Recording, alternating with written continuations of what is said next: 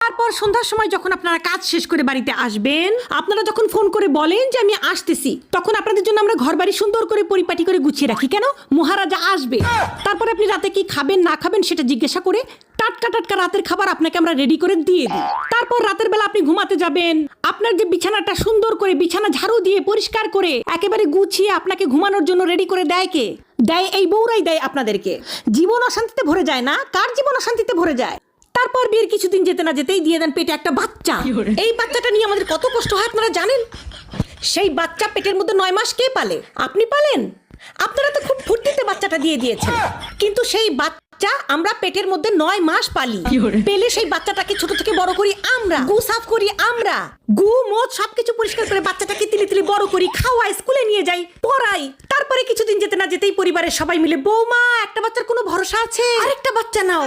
তারপরে আরেকটা বাচ্চা হয়, আমাদের জীবন হয়ে যায় তেনা